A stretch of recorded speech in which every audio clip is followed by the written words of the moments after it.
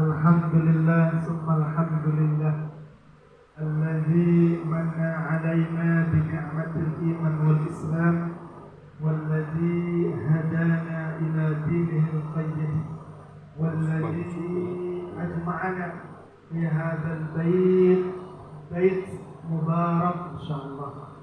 Salatan wa salaman ala habibina wa syafi'ina wa maulana Muhammad sallallahu alaihi wasallam wa ala alihi wa ashabihi ajma'in, amma ba'du.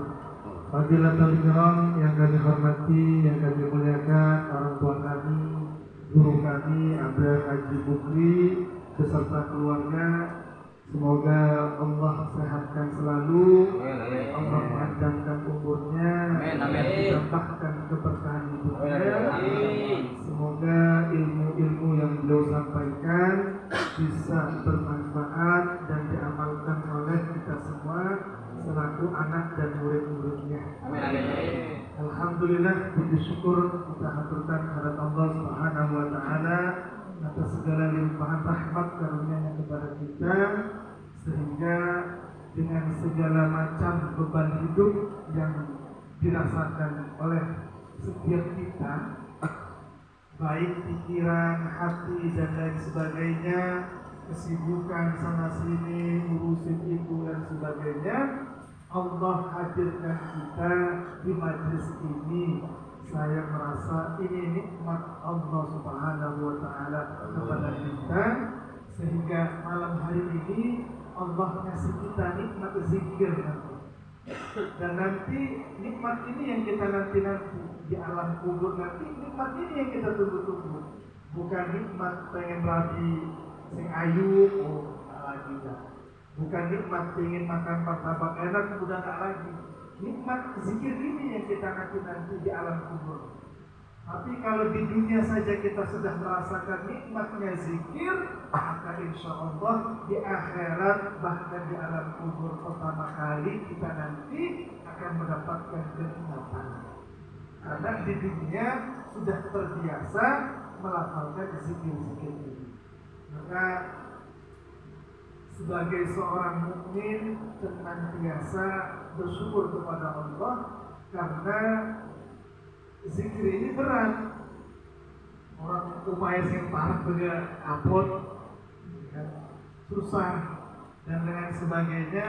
Tapi kita dengan berbagai macam kesibukan, kesehatan, pikiran dan lain sebagainya masih menyempatkan diri hadir di majelis ini, berarti pilihan Allah kepada kita mau kita berzikir.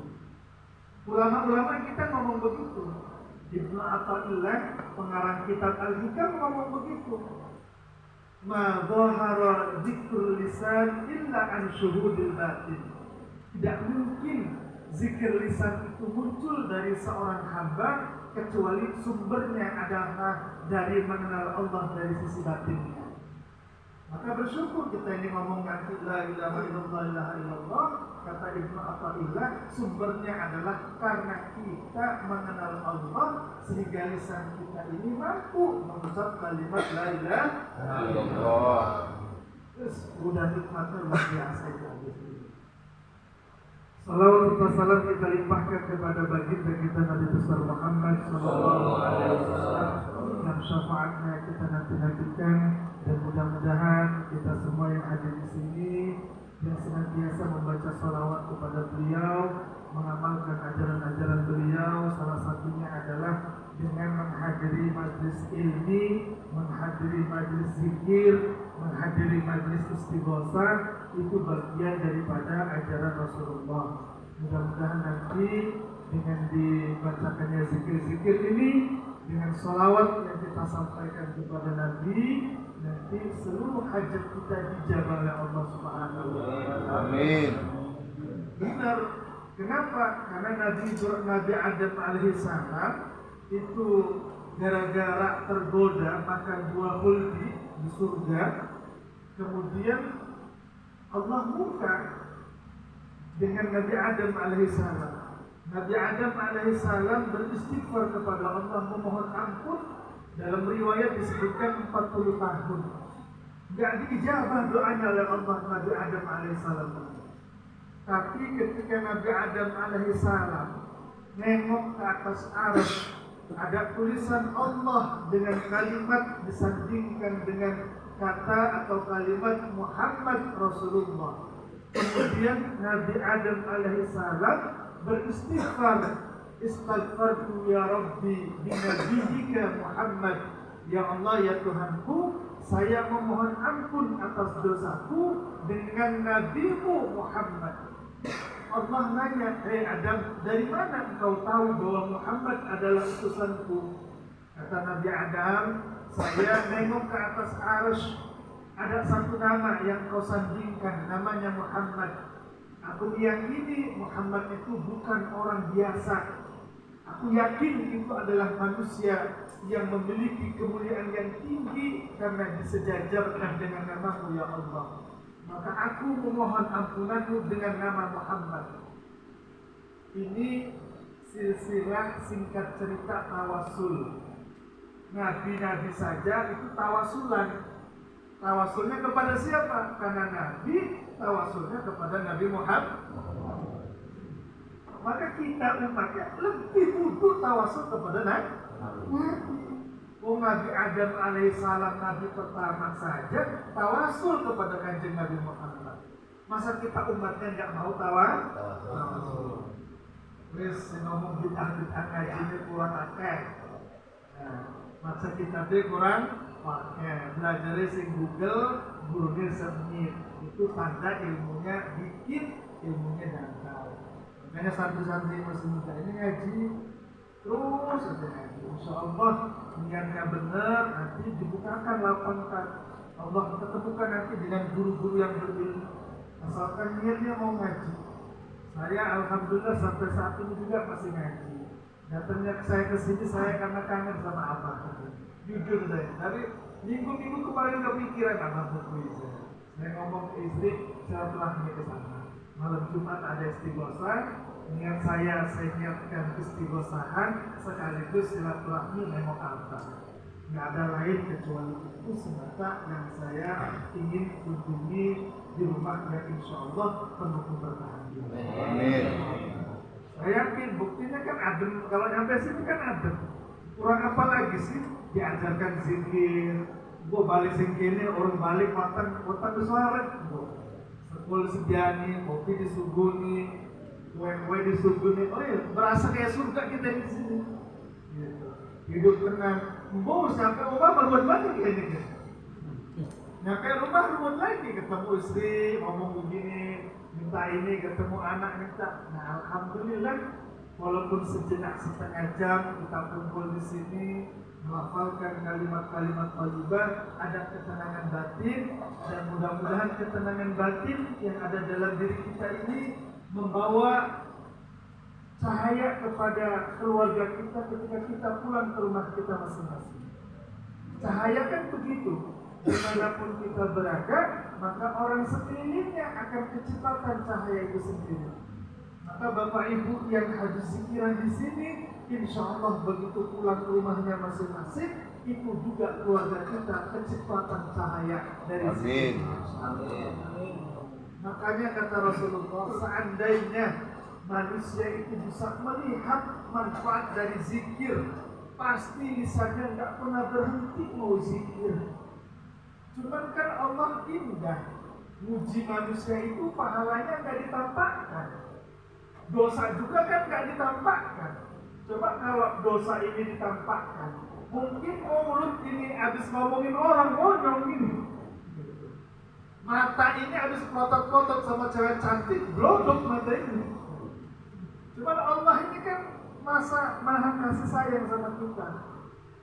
Dosa enggak langsung diazab, pahala juga enggak ditampakkan kepada kita. Supaya apa? Supaya kita istiqomah abdi ibadah kepada Allah. Itu sebenarnya. Maka mudah-mudahan dengan kehadiran Bapak Ibu hadir di sini dengan niat istiqomah ngaji, ngebeneri hati, ngebeneri hidup, maka Allah yang akan menurunkan rahmatnya kepada kita semua. Yakin itu. Maka nggak ada ceritanya kiai ustaz itu ruwet uripin, nggak ada. Pasti hidupnya tenang. Karena rizkinya dijamin sama Allah. Ini yang santri-santri ya, tak kasih tahu. Orang berilmu, orang ahli zikir itu rizkinya Allah yang tanggung. Allah yang nanggung. Nih Allah nanggung enak. Orang kita aja ditanggung orang tua kita temannya minta ampun, apalagi kalau Allah yang nanggung kita. Cuma kita ini kan gak yakin sama rezeki Allah. Itu doang masalahnya.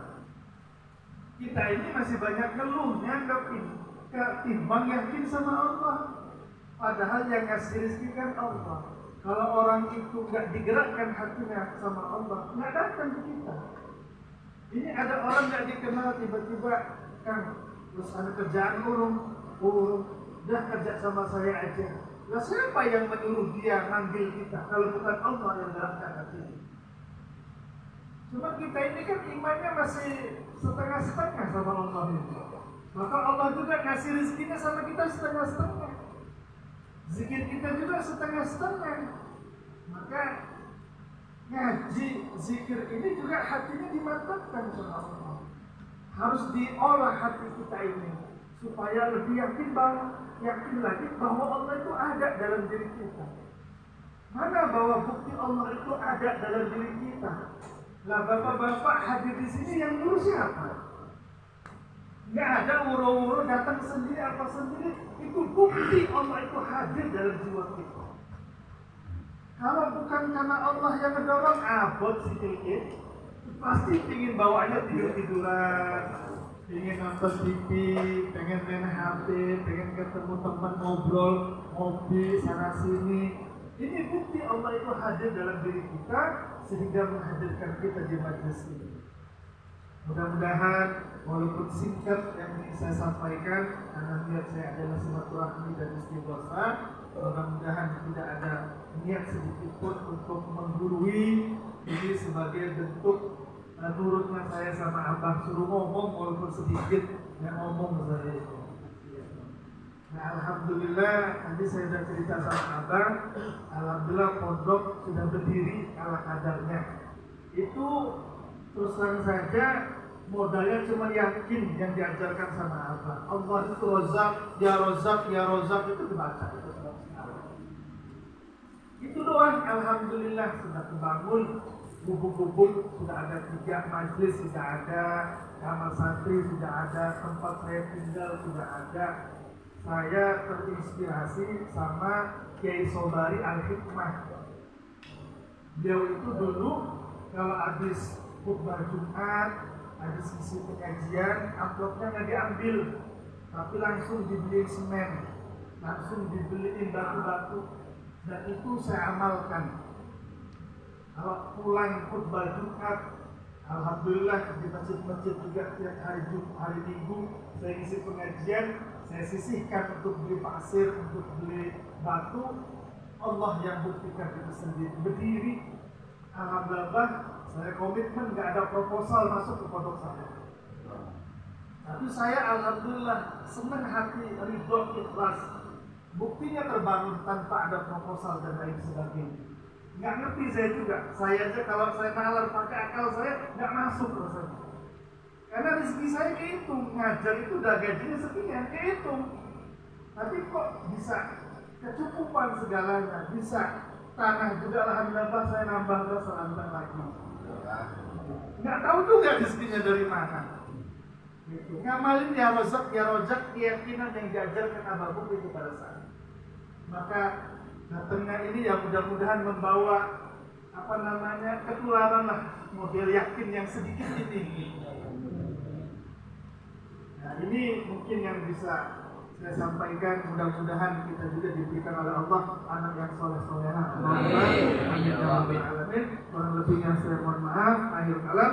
Assalamualaikum warahmatullahi wabarakatuh. Waalaikumsalam.